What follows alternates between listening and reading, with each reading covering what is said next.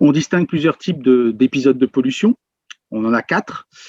On a le type combustion, qui est un épisode qu'on va retrouver plutôt en période hivernale, et que ça va toucher les particules, les PM10, les dioxydes d'azote, et on aura une pollution pour les particules majoritairement carbonées.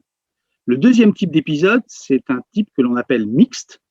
Là également, ça va toucher les particules et les oxydes d'azote, mais là, on va avoir à côté de la part des particules liées à la combustion, une part importante de particules secondaires formées à partir de l'ammoniac et d'oxyde d'azote. Ces types d'épisodes mixtes, on les retrouve plutôt en période printanière, entre février et mai.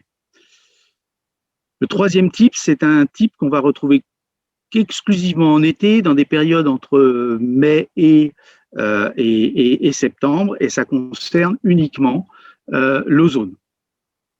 Enfin, on a un quatrième type de pollution qui est très rare. C'est ce qu'on appelle le type ponctuel. C'est un type de pollution qui se déclenche sur constat. Il n'y a pas de modélisation, c'est vraiment sur constat aux stations de mesure, à proximité d'une source émettrice importante, une industrie par exemple. Donc effectivement, ça va concerner plutôt des polluants comme le dioxyde de soufre ou le dioxyde d'azote à proximité de grands industriels par exemple.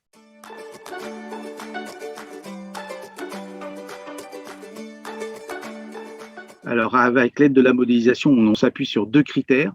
D'abord, un critère de superficie et puis un critère de population.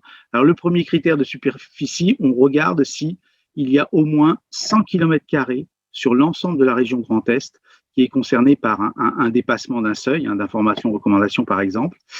Et puis, on va déclencher une procédure sur tous les départements qui a au moins 10 km² concernés. Le deuxième critère, c'est le critère de population. Alors là, on a 2 cas.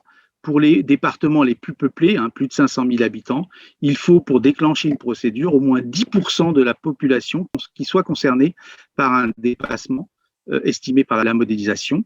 Et pour les départements les moins peuplés, il faut au moins 50 000 habitants concernés pour déclencher une procédure d'information-recommandation.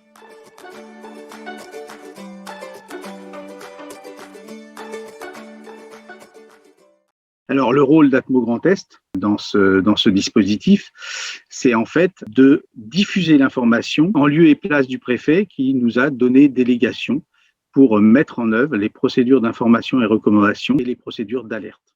Les déclenchements de ces procédures d'information et recommandation faites par Atmo Grand Est se font avec de la plateforme de modélisation sur des critères de population et de superficie ou alors sur constat de dépassement d'un certain nombre de seuils sur les stations de mesure.